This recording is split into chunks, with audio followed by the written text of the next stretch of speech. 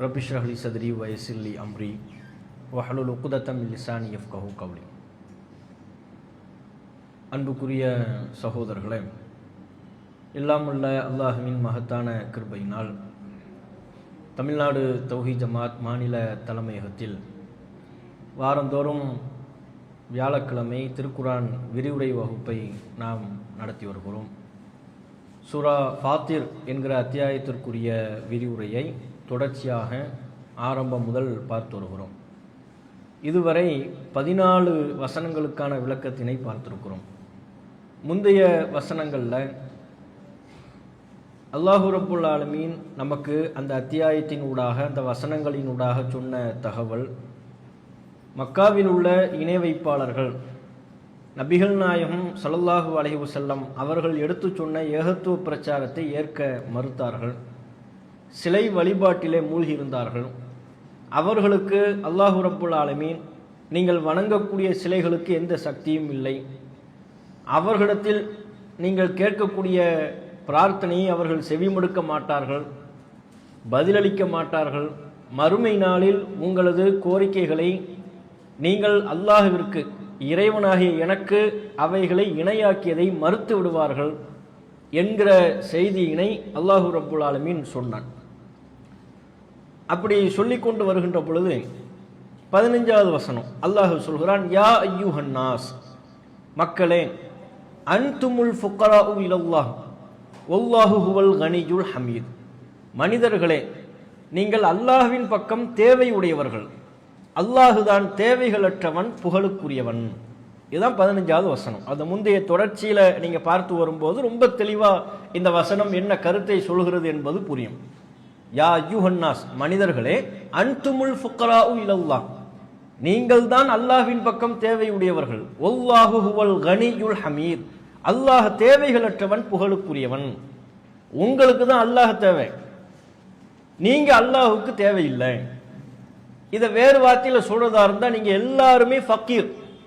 அல்லாஹ் சொல்கிறான், நீ எனக்கு இணையா நீங்க யாரையெல்லாம் ஆக்கி அவர்களிடம் துவா செய்து கொண்டிருக்கிறீர்களோ, பிரார்த்தனை செய்து கொண்டிருக்கிறீர்களோ, அவைகள் அனைத்தும் நீங்க எனக்கு இணையாக்கக்கூடிய சிலைகள், நபர்கள் எல்லாருமே ஃபக்கீர், தேவையுடையவர்கள். என்பால் நீங்கள் தேவையுடையவர்களா இருக்கிறீங்க. நான் ஒருவன் தான் கனியாக இருக்கிறேன், தேவைகளற்றவனாக இருக்கிறேன், புகழுக்குரியவனாக இருக்கிறேன் என்கிற இந்த கருத்தை அல்லாஹ் நமக்கு சொல்லித் தருகிறான். ஒரு மனிதனை பொறுத்தவரை அவர் யாரா இருந்தாலும், இறைநேசரா இருந்தாலும், மகானா இருந்தாலும், இறை தூதரா இருந்தாலும், எந்த நிலையில வைத்து கொண்டாடப்படக்கூடிய நபராக இருந்தாலும் சரி, அல்லது அல்லாஹ்வை விட்டுவிட்டு மனிதர்களால் அறியாமையின் காரணத்தினால் வணங்கப்படக்கூடிய நிலையில் உள்ளவர்களாக இருந்தாலும் சரி, எந்த ஒரு மனிதனாக இருந்தாலும் அவன் அல்லாஹ்வின்பால் ஃபக்கீரா இருக்கிறான், பல வகையில தேவைகள் உடையவனாக இருக்கிறான். மனுஷனுக்கு பல தேவைகள் இருக்கிறது. பிறந்ததிலிருந்து மௌத்தாவுற வரையிலையும் அவனுக்கு பல தேவை இருக்கு. அவன் பிறப்பதற்கே தாய் தந்தை தேவை, பிறந்ததற்கு பிறகு உயிர் வாழ்வதற்கு உணவு தேவை, தாகம் தீர்ப்பதற்கு தண்ணீர் தேவை, தூக்கம் தேவை, அன்பு தேவை, ஆடை தேவை, சூரிய வெளிச்சம் தேவை. அல்லாஹ்வினுடைய உதவி இல்லாம இவைகள் எல்லாமும் அல்லாஹ் நமக்கு தந்தது. அல்லாஹ்வுடைய உதவி இல்லாம இந்த உலகத்துல ஒரு மனிதன் உயிர் வாழவே முடியாது, சர்வை பண்ணவே முடியாது. அதைத்தான் அல்லாஹ் சொல்கிறான், பல ஆயிரம் தேவைகள் உடையவன் நீ, ஃபக்கீர். நீங்க எல்லாருமே என் பக்கம் தேவை, நான் இல்லைன்னா நீ எப்படி வாழ்வ? நான் தண்ணி தராவிட்டால் நீ எப்படி உன்னுடைய தாகம் தீர்ப்பாய்? நான் ரிஸ்க் தராவிட்டால் நீ எப்படி உன்னுடைய பசியை போக்குவாய்? அல்லாஹ் கேட்கிறான். மனுஷனுக்கு குடும்பம் தேவை, ஆதரவு தேவை, அன்பு தேவை, அரவணைப்பு தேவை. கவலைப்படும் போது அவனுக்கு ஆறுதலாக சில வார்த்தைகளை சொல்ல வேண்டும், நல்ல ஒரு காரியத்தில் ஈடுபடும் பொழுது அவனுக்கு பாராட்ட வேண்டும். எல்லாவற்றின் பக்கமும் மனிதன் தேவையுடையவனா இருக்கிறான். அல்லாஹ் இவைகள் அனைத்திலிருந்தும் தேவைகள் அற்றவனாக, எந்த ஒரு தேவையும் இல்லாதவனாக அல்லாஹ் இருக்கிறான். நபிகள் நாயகம் ஸல்லல்லாஹு அலைஹி வஸல்லம் அவங்க சொல்றாங்க, முஸ்லிம்ல 5033வது இலக்கத்தில் பதிவு செய்யப்பட்ட ஹதீஸ், அல்லாஹ் சொல்வதா ரசூலுல்லாஹ் சொல்றாங்க. அல்லாஹ் சொன்னதாக நபிகள் நாயகம் சொல்லக்கூடிய ஹதீஸ்களுக்கு ஹதீஸ் கலையில ஹதீஸ் குதுசி அப்படின்னு சொல்லுவாங்க. அப்படி பெயர் வைத்திருக்கிறார்கள். அல்லாஹ் சொல்கிறான், என்னுடைய அடியார்களை, நீங்க எனக்கு எந்த தீங்கும் ஏற்படுத்த முடியாது, நீங்க எனக்கு எந்த நன்மையும் ஏற்படுத்த முடியாது. உன்னை வச்சு எனக்கு தீங்கும் இல்லை, உங்களை வைத்து எனக்கு நன்மையும் இல்லை. யா இபாதி, என்னுடைய அடியார்களை. அல்லாஹ் எந்த அளவுக்கு தேவையற்றவன்கிறத இந்த ஹதீஸில் நம்ம விளங்க முடியும். அல்லாஹ் சொல்கிறான், நபிகள் நாயகம் சொல்கிறார்கள், யா இபாதி லவ் அன்ன அவ்வளக்கும் வ ஆஹிரக்கும் வ இன்சக்கும் வ ஜின்னக்கும் கானு அலா அத்கா கல்பி ரஜுலின் வாஹிது மின்கும் மா ஜாத தாலிக ஃபீ முல்கி ஷைஆ. உங்களில் ஆரம்பமானவர் இறுதியானவர் அப்படின்னா ஒவ்வொருவரும் ஆரம்பமானவர் இறுதியானவர் மனிதர்கள் ஜின்கள் கானு அலா அத்கா கல்பி ரஜுலின் வாஹிது மின்கும் எல்லாருமே நீங்க எல்லாரும் மனிதர்கள் ஜின்கள் எல்லாரும் ஏ டு செட் ஆரம்பத்திலிருந்து கடைசி வரையிலும் உள்ள அத்தனை பேரும் மனிதர்களிலிருந்தும் ஜின்களிலிருந்தும் உள்ள அத்தனை பேரும் மிக மிக இரையச்சமுடைய ஒரு நபராக மிக மிக நல்ல ஒரு மனிதராக நீங்கள் மாறிவிட்டால் கூட எல்லாருமே நல்லவங்களா மாறிட்டீங்க. அப்படி மாறிவிட்டால் கூட மாசாத தாலிக ஃபீ முல்கி ஷைஅன் அது என்னுடைய அதிகாரத்தில் எதையும் அதிகப்படுத்தாது. அதனால எனக்கு எந்த கர்வமும் இல்லை, அதனால எனக்கு எந்த தேவையும் இல்லை. மாசாத தாலிக ஃபீ முல்கி ஷைஅன் அது என்னுடைய அதிகாரத்தில் அணுவளவும் அதிகப்படுத்தாது. எல்லாருமே நல்லவங்களா மாறிட்டீங்க, அதனால எனக்கு என்னங்கிற அல்ல, அதனால எனக்கு என்ன. அடுத்து நபி அல்லாஹ் சொல்றாங்க, அல்லாஹ் சொன்னதாக யா இபாதி என்னுடைய அடியார்களை லவ் அன்ன அவ்வலக்கும் ஆகிரக்கும் வ இன்சக்கும் வ ஜின்னக்கும் கானு அலா அஃப்ஜரி கல்பி ரஜுலின் வாஹிதின் உங்களில் உள்ள முதலாம் அவர் இறுதியானவர் மனிதர்கள் ஜின்கள் எல்லாரும் மிக மிக மோசமான ஒரு உலகத்திலே இவனை விட மோசமானவன் இல்லை என்று ஒருவனை நீங்கள் அடையாளம் காட்டினால் அவனைப் போலவே அனைவரும் மாறிவிட்டால் அந்த மோசமானவனைப் போலவே எல்லோரும் நீங்கள் மாறிவிடுவீர்களே. ஆனால் மா நக்கஸ தாலிக மின் முல்கி ஷைஅன் அதுவும் என்னுடைய அதிகாரத்தில் எதையும் குறைத்து விடாது. நீங்க யாருமே என்ன வணங்கல, அதான் அர்த்தம். நீங்க எல்லாருமே என்ன வணங்கி ரொம்ப ரொம்ப இறையச்சவாதின்னு உலகத்தில் உள்ள எல்லாரும் பேர் எடுத்தாலும் என்னுடைய அதிகாரத்தில் அதை எதையும் அதிகப்படுத்தாது. நீங்க எல்லாருமே கெட்டவர்களாக மாறி போய் என்னை வணங்காமல் விட்டால் கூட என்னுடைய அதிகாரத்தில் எதையும் குறைத்து விடாது. நீ என்னை வணங்குறதுனால எனக்கு எந்த கர்வமும் இல்லை, நீ என்னை வணங்காமல் விடுவதால் எனக்கு எந்த இழிவும் இல்லை. உன்னுடைய வணக்கத்தின்பால் நான் தேவையுடையவன் அல்ல, நீ வணங்குறது உன்னுடைய நல்லதுக்கு, நீ என்னை புகழ்வது உன் நல்லதுக்காக, உன்னுடைய மறுமை வாழ்க்கைக்காக. எனக்கு அது எந்த விதத்திலையும் எதையும் அதிகப்படுத்த போவதும் இல்லை, குறைவை ஏற்படுத்த போவதும் இல்லை.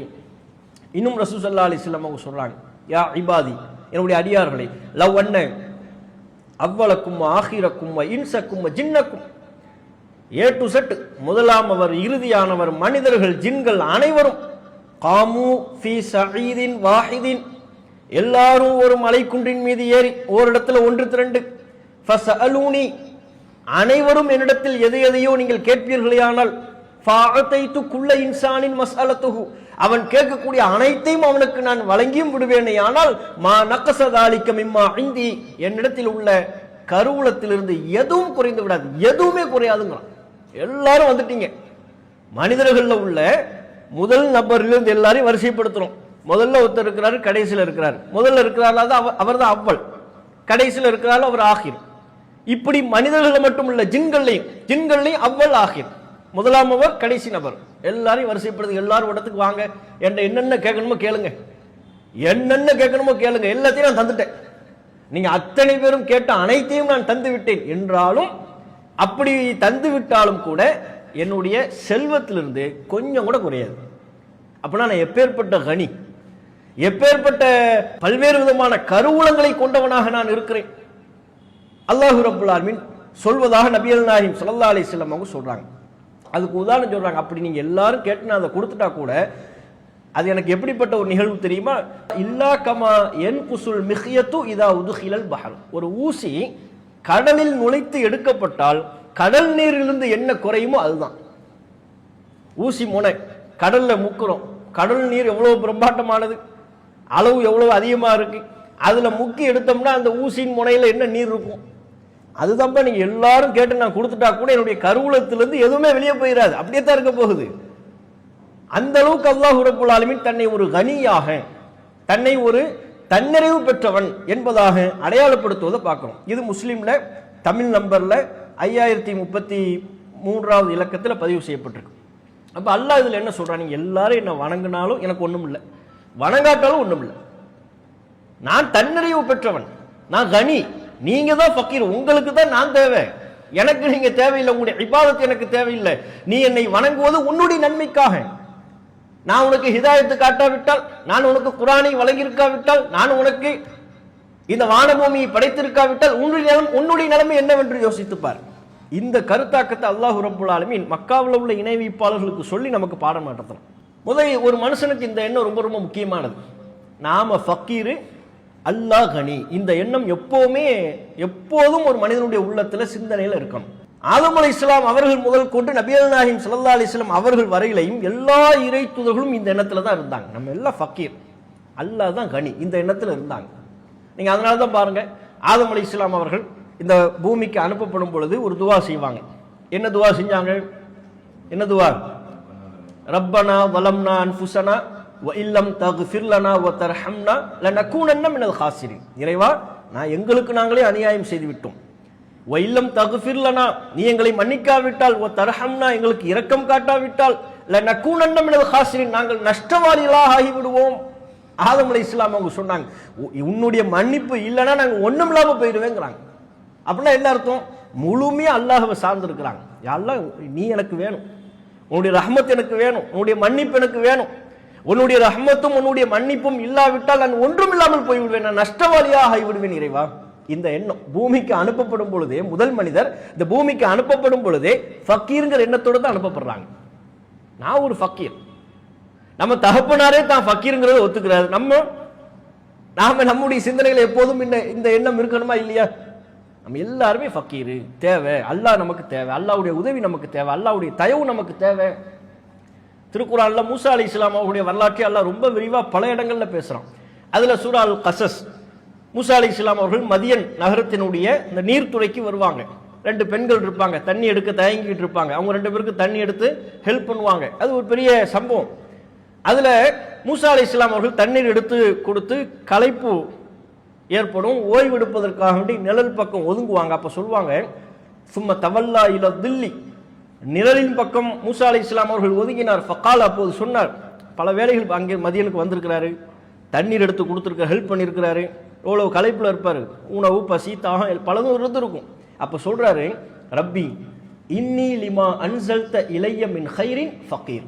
இறைவா, நீ எனக்கு இறக்கி அருளும் நன்மையின் பால் நான் தேவையுடையவனாக இருக்கேன். நீ எனக்கு ஹைரத்தான், உன்னை நம்பி நான் வந்துட்டேன், மதியனுக்கு வந்திருக்கிறேன், எனக்கு பல தேவைகள் இருக்கு. ரப்பி இன்னி லிமா அன்சல்த இலைய மின் ஹைரின், நீ எனக்கு இறக்கி அருளும் ஹைர் நன்மையின் பால், ஃபகீருன், நான் ஃபகீராக இருக்கிறேன், தேவையுடையவனாக இருக்கேன். உன் பால் நான் தேவையுடையவனாக இருக்கிறேன். நீ எனக்கு வழங்கக்கூடிய நன்மையின் பால் நான் தேவையுடையவனாக இருக்கிறேன். மூசா அலைஹிஸ்ஸலாம் அவர்கள் சொன்னதை அல்லாஹ் ரப்புல் ஆலமீன் நமக்கு எடுத்து சொல்றதை பார்க்கும். நபிகள் நாயகம் ஸல்லல்லாஹு அலைஹி வஸல்லம் அவருடைய ஒட்டுமொத்த வாழ்வும் ஒவ்வொரு செயல்பாடும் தான் ஃபகீர், அல்லாஹ்வின் பால் நம்முடைய ஒவ்வொரு நேரத்திலையும், நெருக்கடியான நேரத்திலையும் அல்லாஹ்வுடைய உதவியை எதிர்பார்த்து கொண்டு, தன்னுடைய குடும்ப விவகாரமாக இருந்தாலும், தனது தனிப்பட்ட விவகாரமாக இருந்தாலும், எதிரிகளை சந்திக்கிற விவகாரமாக இருந்தாலும், யுத்த நேரங்களிலாக இருந்தாலும், பயண நேரங்களாக இருந்தாலும், ரசூலுல்லாஹ்வுக்கு இந்த சிந்தனை ஓடிக்கிட்டே இருக்கும். நம்ம ஃபக்கீர், அல்லாஹ் உன்னுடைய உதவியைத்தான் கேட்டுக்கிட்டே இருந்தாங்க. தூங்க செல்லும் போது ரசூலுல்லாஹ் துவா ஓதுவாங்க. தூங்க செல்லும் போது ஓதும் துவானா நமக்குலாம் எந்த துவா தெரியும்? அல்லாஹும்ம, அது ஒண்ணுதான் நமக்கு தெரியும். அது போல தானே ஒரு வரியில முடிச்சிடணும், அல்லாஹும்ம பிஸ்மிக்க அமுத்து வாஹியா சொல்லிட்டு தூங்கிடணும். அதை கூட சொல்லுவோமா இல்லையாங்கிறதே யோசிச்சு தான் பார்க்கணும். நேற்று சொன்னோமா, முந்தானத்து சொன்னோமா, ஒரு வாரம் ஃபுல்லா சொன்னோமான்னு சொல்லி லிஸ்ட் எடுத்து பார்க்கணும். ஏன் அந்த அளவுக்கு பிஸியா இருக்கிறோம் நம்ம. ரசூலுல்லாஹ் அதையும் ஓதுவாங்க. தூங்குவதற்கு முன்பாக மட்டுமே ஒரு 5-6 துவாக்களை ரசூலுல்லாஹ் ஓதுவாங்க. அதுல ரசூலுல்லாஹ் ஓதக்கூடிய மற்றும் ஒரு முக்கியமான ஒரு பிரார்த்தனை, அல்லாஹும்ம அஸ்லம்து வஜ்ஹி இலைக் என்று ஆரம்பிக்கக்கூடிய ஒரு துவா. இது தூங்கும் போது ஓத வேண்டிய துவா. இதை நம்ம மக்களுக்கு சொல்லி கொடுத்தோம்னா, இதை ஓதிட்டு நம்ம எப்போ தூங்க, பெரிய துவாவா இருக்க அப்படிங்குவாரு. இது ரசூலுல்லாஹ் அவ்வளவு அற்புதமான கருத்தை, அல்லாஹ்கிட்ட தன்னுடைய எல்லா விதமான விவகாரங்களையும் ஒப்படைக்கக்கூடிய விதமான ஒரு கருத்து அது. ரசூல் ஸல்லல்லாஹு அலைஹி வஸல்லம் சொல்றாங்க, அல்லாஹும்ம அஸ்லம்து வஜ்ஹி இலைக், இறைவா என்னுடைய முகத்தை உன் பக்கம் நான் திருப்பி விட்டேன். வ ஃபவ்வல்து அம்ரி இலைக், என்னுடைய காரியத்தை உன்னிடத்தில் ஒப்படைத்து விட்டேன். வ அல்ஜஅது ظஹரி இலைக், இதோ என்னுடைய முதுகை கூட உன் பக்கம் நான் ஒதுங்க செய்து விட்டேன். ரஹபத்த வ ரஹபத்தன் இலைக், உன் பக்கம் ஆதரவு வைத்தவனாக இருக்கிறேன், உன் மீது அச்சம் கொண்டவனாக இருக்கிறேன். ரஹபத்த வ ரஹபத்தன் இலைக் லா மல்ஜஅ வ லா மன்ஜஅ மின்க இல்லா இலைக், இறைவா நான் தப்பிப்பதாக இருந்தாலும் ஒதுங்குவதாக இருந்தாலும் எல்லாமே எனக்கு நீதான். உன்னிடமிருந்து நான் எங்கேயுமே தப்பிக்க இயலாது. வேறு யாரிடமிருந்தாவது தப்பித்து எனக்கு பாதுகாப்பு வேண்டும் என்றால் உன் பக்கம் தான் நான் வந்தாக வேண்டும். லா மல்ஜஅ வ லா மன்ஜஅ மின்க இல்லா இலைக்.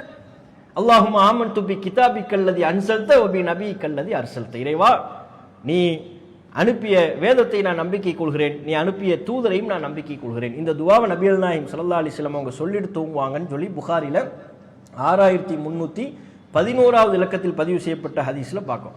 அப்ப இந்த துவாவில் முழுமையா இரவு நேரத்தில் தூங்கும் போது இதை ஓதிட்டு தூங்கிடுவாங்க. இதுக்கப்புறம் யார்ட்டையும் பேச மாட்டாங்க.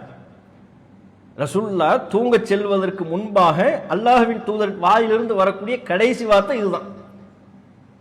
இதை சொல்லிட்டா தூங்கிடுவாங்க. வலப்பக்கமா சாய்ந்து கொண்டு தான் இந்த துவாவை ஓதுவாங்க, தூங்கிடுவாங்க, முடிஞ்சு போச்சு. இதுக்கப்புறம்லாம் பேசிக்கிட்டு இருக்க மாட்டாங்க. அப்ப இப்ப இந்த துவாவில் என்ன சொல்றாங்கன்னா, யா அல்லாஹ் உன்னுடைய தயவு எனக்கு தேவை, நீ தான் எனக்கு பாதுகாப்பு, நீ தான் என்னுடைய ஒதுங்கும் இடம், உன் பக்கம் தான் நான் ஆதரவு வைத்தவனாக இருக்கிறேன், உன் மீது நான் அச்சம் கொண்டவனாக இருக்கிறேன் என்று முழுக்க முழுக்க தன்னுடைய காரியத்தை அல்லாஹ்விடம் ஒப்படைக்கிறாங்க. தான் ஒரு ஃபக்கீர் என்பதை இந்த பிரார்த்தனையினூடாக நபிகள் நாயகம் ஸல்லல்லாஹு அலைஹி வஸல்லம் அவங்க ஒப்புக்கொள்றாங்க.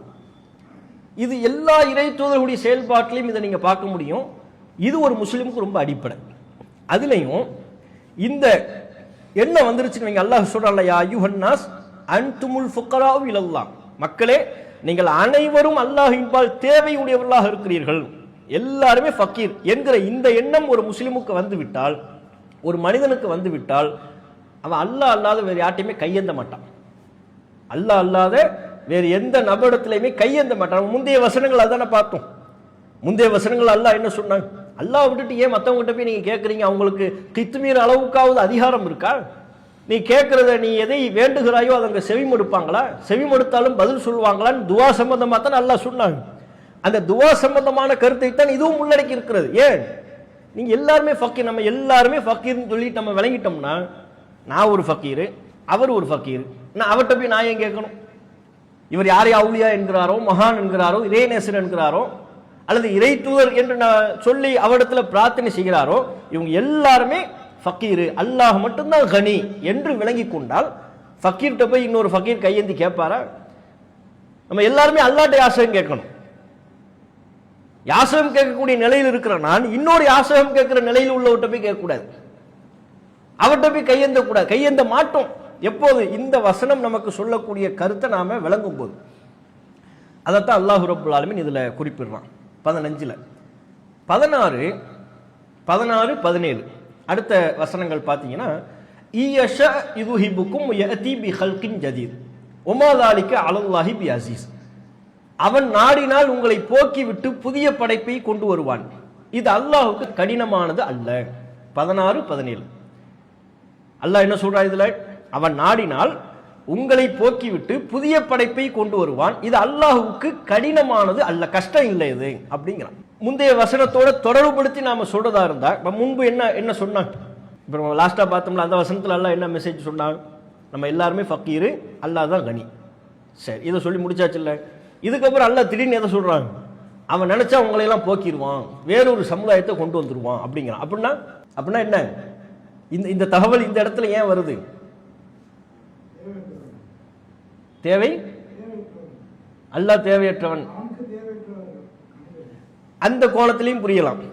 நீங்களாம் எனக்கு தேவையில்லை, இப்போ உங்களை வச்சுக்கிட்டா நான் இருக்கிறேன் அப்படி விளங்கலாம்.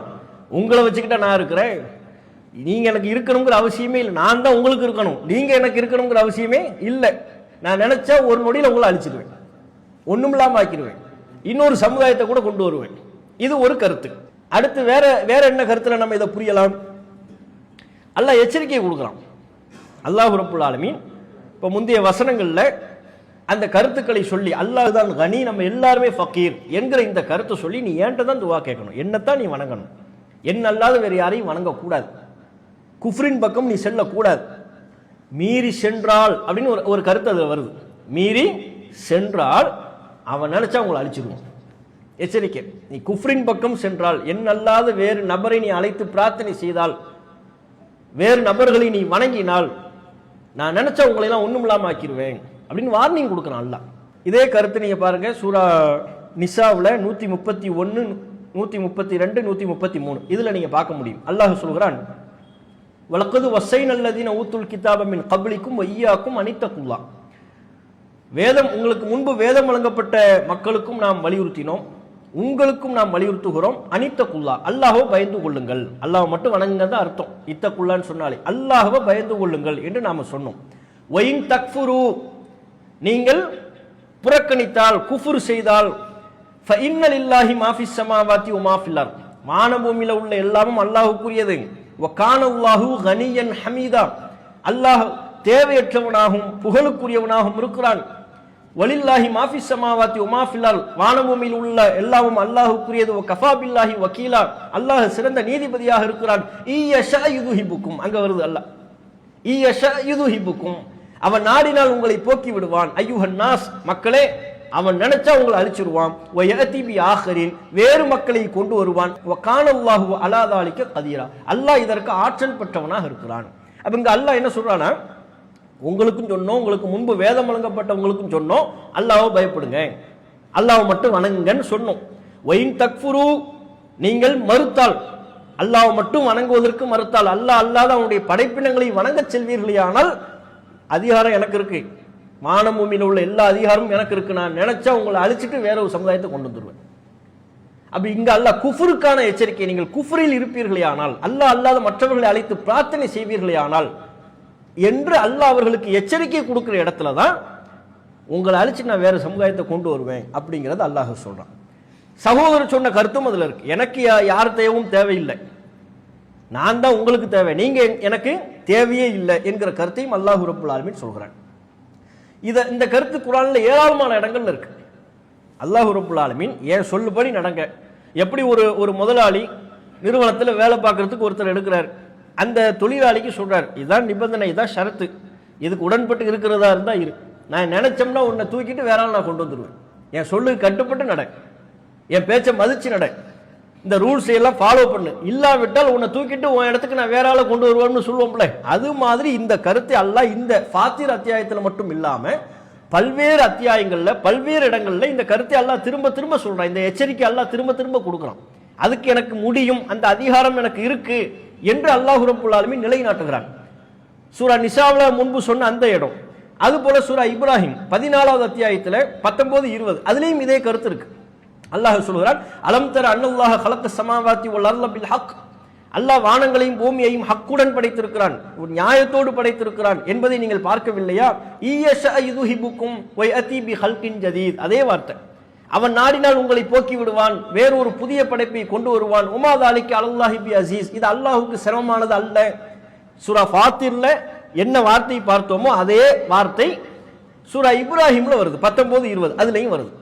அதே போல சூரா முஹம்மது 47-38 அதுல அல்லாஹ் சொல்கிறான், பல அறிவுரைகள் பல கருத்துக்களை சொல்லிட்டு, வயின் தத்தவல்லோ இவர்கள் புறக்கணித்தால் எஸ்தபுதில் கௌமன் கைரக்கும் உங்கள் அல்லாத வேறொரு கூட்டத்தை உங்கள் இடத்துல அல்லாஹ் கொண்டு வந்துருவான். சும்மலாய்க்கும் அம்சாலக்கும் அவர்கள் உங்களை போன்று இருக்க மாட்டார்கள், ரொம்ப பெர்ஃபெக்டா இருப்பாங்க, அப்படியே ஒரு கூட்டத்தை நான் கொண்டு வந்துடுவேன், எனக்கு அது முடியும் என்று அல்லாஹ் ரப்புல் ஆலமீன் வார்னிங் கொடுக்குறான். இது சூரா முஹம்மது 47-38. சூரா அல் மாயிதா 5-54 அங்கே இதே ஒரு வார்னிங் இருக்கு. இது மாதிரியான ஒரு எச்சரிக்கை அல்லாஹ் சொல்றான். யா அய்யுஹல்லதீன ஆமனு ஈமான் கொண்டோரை மையர்தத்த மின்கும் அன் தீனிஹி உங்களில் யார் தம்முடைய மார்க்கத்தை விட்டு மதம் மாறி செல்கிறாரோ அப்படி செல்வீர்களே ஆனால் அல்லாஹ்வுக்கு எந்த இழப்பும் இல்லை, நீ போறாத போய்க்க ஃபஸௌஃப யஅத்தில்லாஹு பிகௌமின் யுஹிப்புஹும் வ யுஹிப்புனஹு அல்லாஹ் வேற ஒரு கூட்டத்தை கொண்டு வந்து விடுவான், அவர்கள் அல்லாஹ்வை நேசிப்பார்கள், அல்லாஹ் அவர்களை நேசிப்பான். நீ புறக்கணிச்சு போறாத போய்க்க, நஷ்டம் உனக்கு, நான் நினைச்சா இன்னொரு கூட்டத்தை கொண்டு வருவேன், உங்க இடத்துல அவர்களை நான் வைப்பேன், அவர்கள் என்னை நேசிப்பார்கள், நான் அவர்களை நேசிப்பேன், அப்படிப்பட்ட கூட்டத்தை கொண்டு வருவதற்கும் நான் ஆற்றல் பெற்றவன் என்று அல்லாஹ் ரப்புல் ஆலமீன் 5-54 அதுல சொல்வதை பார்க்கும்.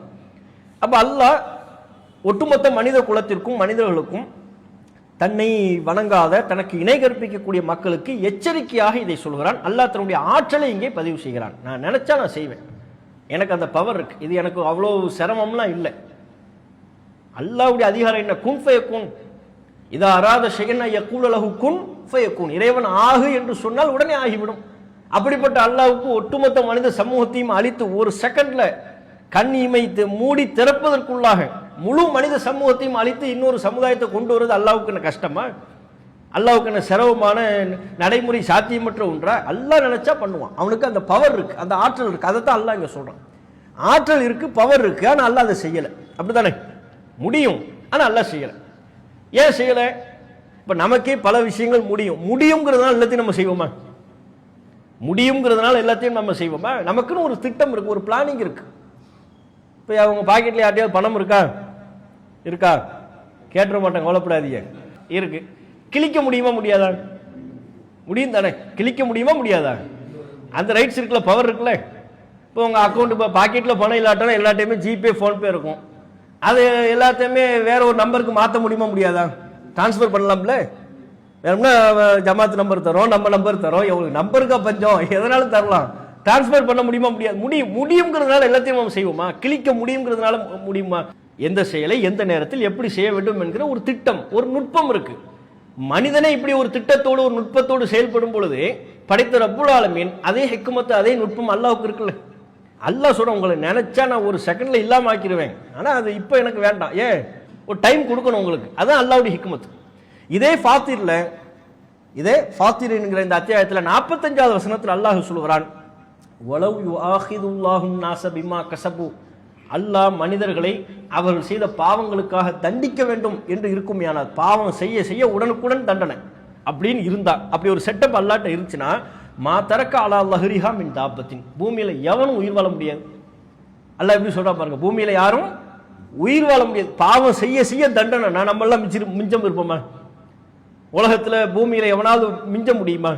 அல்லாஹ் அதை சொல்றான், வலவ் யுஆஹிதுல்லாஹுன் நாஸ பிமா கஸபு மா தரக்க அலா லஹ்ரிஹா மின் தாபத்தின் வலாக்கின் யுஅஹிருஹும் இலா அஜலின் முஸம்மா, எனினும் அல்லாஹ் அவர்களுக்கு குறிப்பிட்ட தவணை வரை அவகாசம் அளிக்கிறான். உனக்கு ஒரு தவணை, எல்லாருக்கும் ஒவ்வொரு தவணை இருக்கு. அந்த தவணை வரையிலும் அவன் குஃப்ர் செஞ்சாலும் ஷிர்க் பண்ணாலும் இன்ன பிற பாவங்கள்ல எல்லை மீறல்ல ஈடுபட்டாலும் அவர்களுக்கு ஒரு டைம் இருக்கு. ஒரு டைம் அல்லாஹ் முன்பே தீர்மானித்து விட்டான், முன்பே அல்லாஹ் வாக்குறுதி அளித்து விட்டான். அந்த தீர்மானத்திற்காக இறைவன் விட்டு வைக்கிறான். அந்த தீர்மானத்திற்காக அந்த அவகாசம் வர வேண்டும் என்பதற்காக அல்லாஹ் விட்டு வைக்கிறான். அப்ப இதை நாம இந்த வசனத்தினுடைய ஒரு கூடுதல் விளக்கமா தெரிந்து கொள்ள முடியும். அப்ப 15ல் நம்ம எல்லாருமே ஃபக்கீர், அல்லாஹ் மட்டும்தான் கனி அப்படின்னு சொன்னா, 16, 17ல் அவன் நினைச்சா உங்களை நான் அழிச்சு வேற ஒரு சமுதாயத்தை நான் கொண்டு வருவேன், இது அல்லாஹ்வுக்கு சிரமம்லாம் இல்லை அப்படிங்கிறது அல்லாஹ் விளக்குனா. அடுத்து 18ல் அல்லாஹ் சொல்றான், வலா தஸிரு வாஸிரத்தும் விஸ்ர உக்ரா, ஒருவர் பிறரது சுமையை சுமக்க மாட்டார். வயின் ததுஉ முஸ்கலத்துன் இலா ஹிம்லிஹா லா யுஹ்மல் மின்ஹு ஷைஉன் வலவ் கான தா குர்பா, கனமான சுமையை சுமப்பவன் அதை சுமக்க யாரையேனும் அழைத்தார், அவர் நெருங்கிய உறவினராக இருந்தாலும் அதிலிருந்து சிறிதும் சுமப்பதற்கு ஏற்றுக்கொள்ளப்பட மாட்டாது. இன்னமா துன்திருல்லதீன யக்ஷௌன ரப்பஹும் பில் கைபி வ அகாமு ஸலாத்த வ மன் தஸக்கா ஃபஇன்னமா யதஸக்கா லினஃப்ஸிஹி வ இலல்லாஹில் மஸீர். இது 18ல் அடுத்த பகுதி. 18ல் முதல் பகுதி நம்ம முடிப்போம். வலா தஸிரு வாஸிரத்தும் விஸ்ர உக்ரா, ஒருவர் பிறரது சுமையை சுமக்க மாட்டார். இப்ப இது ஏன் வருதுங்கிறதையும் நம்ம யோசிக்கணும். இவ்வளோ நேரமா வந்துகிட்டு இருந்தது என்ன, நீங்க ஒன்னொன்னையும் ஜாயின் பண்ணி ஒவ்வொரு வசனத்தையும் என்ன செய்யணும்னா ஜாயின் பண்ணி படிக்கணும், கோர்த்து விளங்கணும். இந்த வார்த்தை ஏன் வருது, முந்தைய 2 வசனங்களுக்கும் இதுக்கும் என்ன சம்பந்தம், அல்லது முந்தைய 5 வசனங்களுக்கும் இதுக்கும் என்ன சம்பந்தம், சம்மதத்தோடு தான் அல்லாஹ் சொல்லுவான். ஏதாவது ஒரு தொடர்போடு ஒரு இணைப்பு பொருத்தத்தோடு தான் அல்லாஹ் சொல்லுவான்.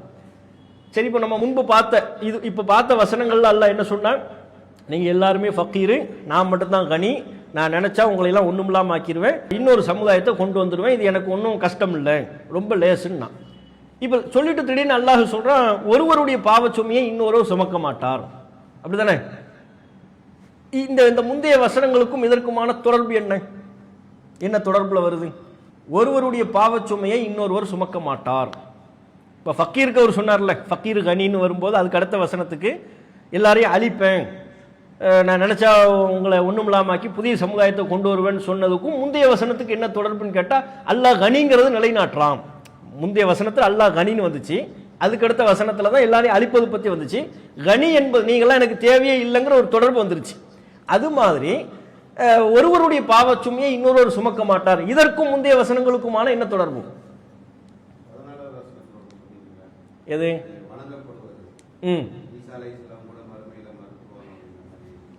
ஆமா, சுமக்க முடியாது. 16வது வசனத்துல நம்ம என்ன சொன்னோம்னா, அல்லாஹ் சொன்னது, நீங்க அல்லாஹ் விட்டுட்டு யாரை அழைத்து பிரார்த்திக்கிறீர்களோ அவங்க கேட்க மாட்டாங்க, கேட்டாலும் பதில் சொல்ல மாட்டாங்க, மறுமை நாளில் அவர்கள் உங்களுடைய குஃப்ரை மறுத்து விடுவார்கள் அப்படிங்கிறது அல்லாஹ் சொன்னான். அந்த வசனத்துக்கு இதுக்கும் சம்பந்தம் இருக்கு, தொடர்பு இருக்கு.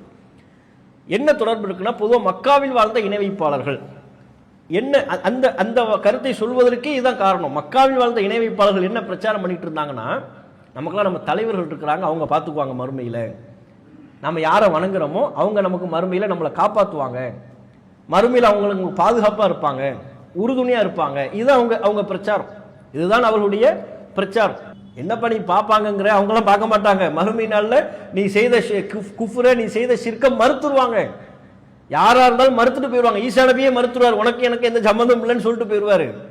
இது போட்டு நீ யாரை வணங்கி கொண்டிருந்தாயோ அவர்கள் அனைவரும் உங்களுடைய நீங்கள் செய்த குஃப்ரை, நீங்கள் செய்த ஷிர்க்கை மறுத்து விடுவார்கள். உன் பாவத்தை எல்லாம் அவங்க சுமக்க மாட்டாங்க. உங்களுக்கு உங்கள் பாவத்தை அவர்கள் சுமக்க மாட்டார்கள். இவர்கள் சொல்லிக் கொண்டிருந்தார்கள், மக்காவில் வாழ்ந்த இணைவிப்பாளர்கள் சொல்லிக் கொண்டிருந்தார்கள், நம்ம தெய்வங்களாக கருதி வணங்கக்கூடியவைகள்லாம் நம்முடைய பாவத்தை சுமப்பாங்க, நம்ம தலைவர்கள் நம்முடைய பாவங்களை சுமப்பாங்க, கவலைப்படாதீங்கன்னு சொன்னாங்க. இது குறித்து குர்ஆன்ல நீங்க பார்க்கலாம். சூரா அன்கபூத், சூரா அன்கபூத்தில் 12வது வசனம். அதில் அல்லாஹ் சொல்கிறான், வகாலல்லதீன கஃபரு லில்லதீன ஆமனு, இறை மறுப்பாளர்கள் மூமின்களிடம் சொன்னார்கள், இத்தபிஉ சபீலனா, எங்க வழிமுறையை நீங்க பின்பற்றுங்க, வாங்க இங்க நம்ம ரூட்டுக்கு வாங்க, நாங்க சொல்றதை ஃபாலோ பண்ணுங்க, நாங்க சொல்றதை நீங்க ஃபாலோ பண்ணீங்கன்னா வல் நஹ்மில் ஹதாயாக்கும், உங்களுடைய தவறுகளை நாங்கள் சுமப்போம், நீங்க கவலைப்பட வேண்டிய அவசியமே இருக்காது, உங்க பாவத்தை எல்லாம் நாங்க சுமப்போம் என்று அவர்கள் சொன்னார்கள். அல்லாஹ் சொல்கிறான், உமாஹும் பி ஹாமிலீன மின் ஹதாயாஹும், அவர்களுடைய தவறுகளை அவர்கள் சுமப்பவர்கள் அல்ல, மின் ஷைஇன், அவர்களுடைய தவறுகளிலிருந்து எதையும் அவர்கள் சுமப்பவர்கள் அல்ல, இன்னஹும் லகாதிபூன், அவர்கள் பொய் சொல்கிறார்கள். உன் பாவத்தையெல்லாம் அவனால சுமக்கவே முடியாது, அவன் பொய் சொல்றான், அவன் பேச்சை நம்பி நீ போயிடாத. ஏன், மறுமையினுடைய நிகழ்வு என்பதே யாருக்காகவும் அல்லாஹ்ட்ட போய் நிற்கவே முடியாது. யாருக்காகவும் யாருடைய பாவச்சுமையையும் சுமக்க முடியாது. இந்த வசனத்தினுடைய கருப்பொருள், இந்த வசனத்தை சொல்ல வந்ததனுடைய நோக்கமே இதுதான் கான்செப்ட். ஒருவருடைய பாவத்தை இன்னொரு சுமக்க மாட்டார் அப்படிங்கிற கருத்தை அல்லாஹ் ஏன் சொல்றான்னா, மக்காவில் உள்ள இணைவிப்பாளர்கள், நாம வணங்கக்கூடிய போலி தெய்வங்கள், நமக்கு தவறான வழியை காட்டக்கூடிய அவங்கள வழிகெடுக்கிற அந்த தலைவர்கள் நமக்கு அவங்க இருக்கிறாங்க, அவங்க பார்த்துக்குவாங்க, அவங்க மறுமையில பேசுவாங்க, நம்ம பாவத்தையெல்லாம் அவங்க சுமப்பாங்க என்று நம்பினாங்க. அதுக்கு மறுப்பா தான் அல்லாஹ் சொல்கிறான், ஒலா தஸிரு வாஸிரத்தும் விஸ்ர உக்ரா, ஒருவருடைய பாவத்தை இன்னொருவர் சுமக்க முடியாது. அவன் தனித்தனியா கணக்கு இருக்கு, அவன் தனித்தனியாக தன்னுடைய செயலுக்கு பதில் சொல்லி ஆகணும். இந்த குரூப்பா தொண்டர்கள் சார்பா தலைவர் பேசுறது, இவங்க எல்லாத்துக்கும் நாம் பொறுப்புங்கிறது, இந்த பேச்சுக்கே என்ற இடம் இல்லைன்ட்டான். யாருடைய பாவத்திற்கும் யாரும் பொறுப்பாக முடியாது, அவரவர் பாவத்திற்கு அவரவர் பொறுப்பு, அவனவன் பாவத்தை தான் அவனவன் சுமப்பான். இது நமக்கு மட்டும் சொல்லப்பட்டது இல்லை. அல்லாஹ் குர்ஆன்ல சொல்றான், சூரா நஜ்ம்ல 36 - 39, இப்ராஹிம் நபிக்கும் அல்லாஹ் இப்படித்தான் சொன்னதாகவும், மூசா அலைஹிஸ்ஸலாம் அவருடைய மார்க்கத்தில் இப்படித்தான் சொன்னதாகவும் அல்லாஹ் குறிப்பிடுகிறான். முந்தைய தூதர்களுக்கும் இதுதான் வழிகாட்டல். அல்லாஹ் கேட்கிறான், அம்லம் யுனப்ப பிமா ஃபி சுஹுஃபி மூசா, மூசாவின் ஏட்டில் உள்ளது அவர்களுக்கு சொல்லப்படவில்லையா? வ இப்ராஹிம் அல்லதி வஃபா, வாக்குறுதிகளை நிறைவேற்றிய இப்ராஹிமின் ஏட்டில் உள்ளது அவர்களுக்கு சொல்லப்படவில்லையா? இப்ராஹிம் அலைஹிஸ்ஸலாம் அவங்களை பத்தி சொல்லும் போதே அல்லாஹ் என்ன பேர் வைக்கிறான்? இப்ராஹிம் அல்லதி வஃபா, நிறைவேற்றிய இப்ராஹிம். அவருக்கு பேர் என்ன? வாக்குறுதியை நிறைவேற்றிய இப்ராஹிம். அவருடைய ஏட்டில் உள்ளதை இவர்களுக்கு சொல்லப்படவில்லையா? என்ன அவங்க ஏட்டில் என்ன இருந்துச்சு? இப்ராஹிம் அலைஹிஸ்ஸலாம் அவங்களுடைய ஏட்டிலையும் மூசா அலைஹிஸ்ஸலாம் அவருடைய ஏட்டிலையும் என்ன இருந்தது? அல்லா தஸிரு வாஸிரத்தும் விஸ்ர உக்ரா, ஒருவருடைய பாவத்தை இன்னொருவர் சுமக்க மாட்டார். வன் லைஸ லில் இன்சானி இல்லா மா ஸஆ, ஒவ்வொரு மனிதனுக்கும் அவன் முயற்சித்ததை தவிர வேறு எதுவும் இல்லை, அவனவன் முயற்சிக்குத்தான் அவன் கூலி வழங்கப்படுவான். ஒருவர் செய்த பாவத்திற்கு இன்னொருவர் பலியாக மாட்டார் என்று யாருடைய ஏட்டில் இருக்குங்கிறான்? மூசா நபியினுடைய ஏட்டில் இருக்கு. என்று யாருடைய ஏட்டில் இருக்கு? இப்ராஹிம் அலைஹிஸ்ஸலாம் அவருடைய ஏட்டில் இருக்கு. இதெல்லாம் உங்களுக்கு சொல்லப்படவில்லையான்னு அல்லாஹ் கேட்கிறான். இது சூரா நஜ்ம்ல 36 - 39. அப்போ முந்தைய தூதர்களுக்கும் அல்லாஹ் சொன்ன பொது நியதி என்ன? அவன் பாவத்துக்கு அவன் தான் பொறுப்பு. சம்பந்தமே இல்லாத இன்னொரு நபர் இருக்கிறார், சென்னையில் ஒருத்தர் இருக்கிறார், அமெரிக்காவில் இன்னொருத்தர் இருக்கிறார், அவருக்கு சம்பந்தமே இல்லை, இவர் பாவத்துக்கு ஒரு பொறுப்பு இல்லை. தந்தை செய்த பாவத்திற்கு மகன் குற்றவாளி அல்ல, தாய் செய்த பாவத்திற்கு மகள் குற்றவாளி அல்ல. இது அல்லாஹ்வினுடைய ஒரு பொது நியதியாக வைத்திருக்கிறார். நம்ம மறுமையை பொறுத்தவரையிலையும் கூட்டு பொறுப்பு கிடையாது. கூட்டா இப்போ நம்ம தமிழ்நாட்டில் கூட இந்த வழக்கு சிஸ்டத்தில் நீதிமன்ற நடைமுறைகள் என்னன்னா, மொத்தமாக என்ன செஞ்சு ஜாயிண்ட் அக்யூஸ்டுன்றாங்க, மொத்த கூட்டு குற்றவாளிகள். கூட்டு குற்றவாளின்னா எல்லாரும் வந்து தனித்தனியா பதில் சொல்லணுங்கிற அவசியம் இல்லை. அதுக்கு ஒரு ஹெட் பதில் சொன்னா போதுமானது. இந்த வகைரான்வாங்க அவர் வந்துட வேண்டியதுதான். எங்க இது நாங்க அப்படிதாங்க நினைச்சு இப்படிதாங்க நினைச்சு அப்படின்னு ஒட்டுமொத்தமா பேசுறது. அப்ப இங்க அது நடக்கும். இங்க உள்ள நீதிமன்ற நடைமுறைகள்ல இந்தியாவில், தமிழ்நாட்டில், உலகத்தில் உள்ள நீதிமன்ற நடைமுறைகளில் வேண்டுமானால் கூட்டு குற்றவாளிகள், ஜாயிண்ட் அக்யூஸ்டு, எல்லாம் குற்றவாளியின் சார்பா ஒருத்தர் மட்டும் பேசுங்க, அவரு எல்லார் பாவத்தையும் சுமக்க வேண்டியதுதான். அப்படி இங்க இருக்கலாம். மறுமையில் அப்படி உண்டா? அல்லாஹ்வுடைய நீதிமன்றத்தில் அப்படி உண்டா? எல்லாம் குரூப்பா வாங்க, நம்ம கூட்டாளிலாம் வாங்க, நம்மளை வணங்கியவங்க எல்லாம் வாங்கன்னு அவங்க சொல்லுவாங்களா? எப்ப தனித்தனியா, எப்ப ஏம்பாடு எனக்கு ஓம்பாடு உனக்கு, உன்னுடைய பாட்டை நீ பார்த்துக்கொள், என்னுடைய பாட்டை நான் பார்த்துக் கொள்கிறேன். இதுதான் மறுமையினுடைய நிலை. உறவுகள்லாம் தூக்கி எறியப்படுற நாள்.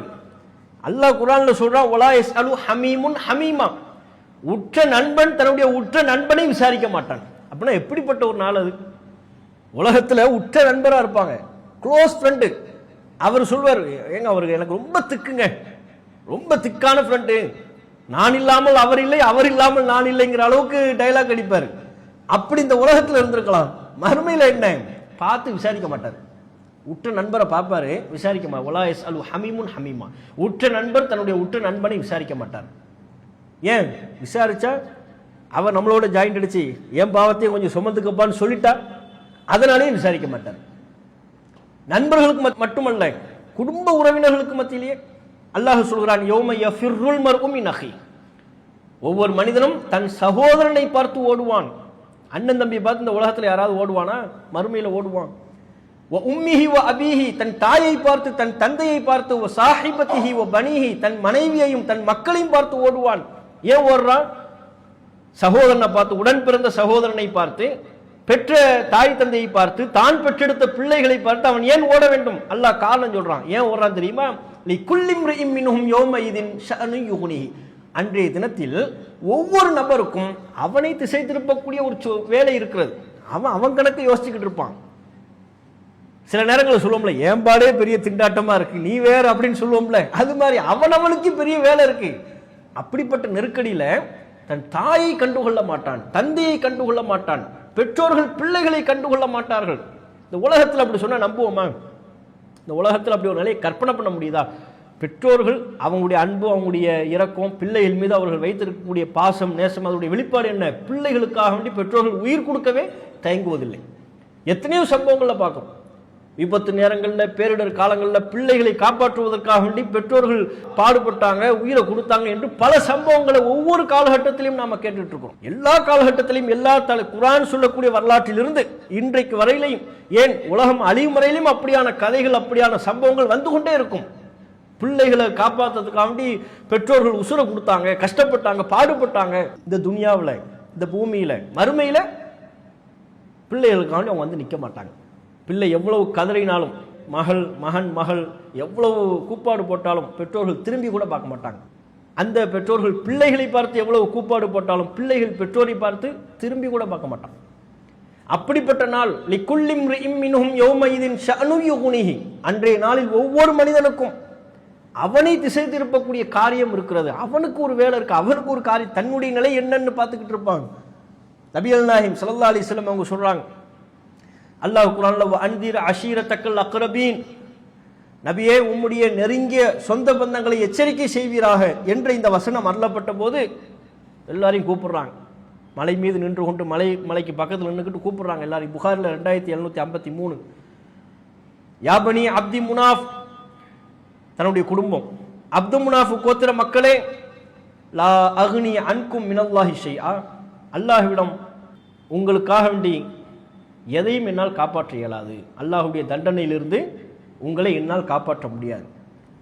அப்துல் முத்தலிபின் மகன் அப்பாஸே, அல்லாஹ்வின் தண்டனையிலிருந்து உன்னையும் என்னால் காப்பாற்ற இயலாது.